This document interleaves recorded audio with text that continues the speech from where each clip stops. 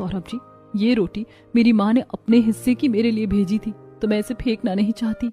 अच्छा तो ये बात है, तो फिर खा लो। बोलता हुआ सौरभ राशि के बगल में आकर बैठ जाता है।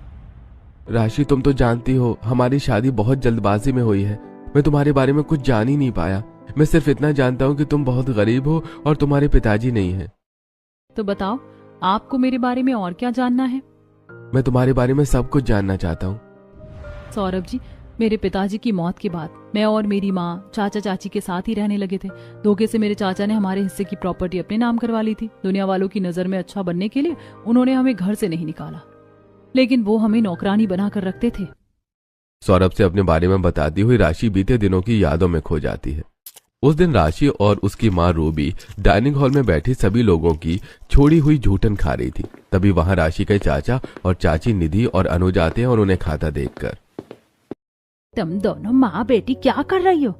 ये बचा हुआ खाना फेंका ना जाए, इसीलिए हम दोनों माँ बेटी खा रही हैं। तुम्हारी हिम्मत कैसे हुई हमसे बिना पूछे कुछ खाने की?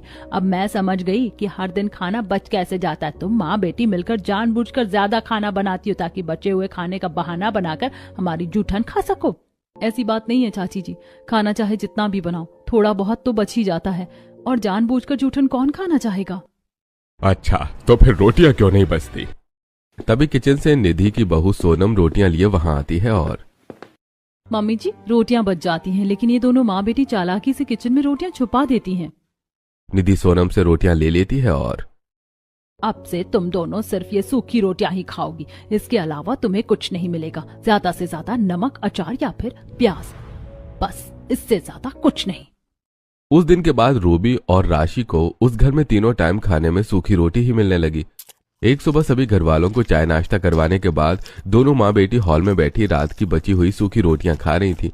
तभी वहां राशि की दादी उर्वशी जी आती हैं और, सिर्फ खाते मत रह जाना, अभी बहुत काम पड़ा है, आंगन में झाड़ू भी लगाना है और खेत भी जाना है।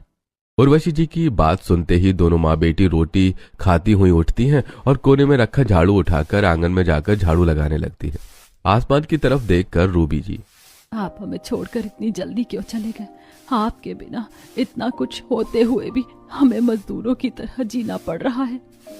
हाँ पापा, आप नहीं हो तो यहाँ हमारा साथ देने वाला कोई नहीं है। यहाँ हमें इंसान नहीं जानवर समझा जा रहा है। जो रोटी कुत्ते भी ना खाएं, वो रोटी हमें खाने को दी जाती है।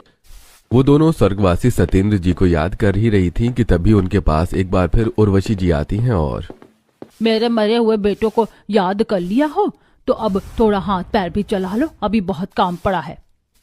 इतना बोलकर उर्वशी जी वहां से चली जाती हैं और दोनों माँ बेटी रोटी कपड़े में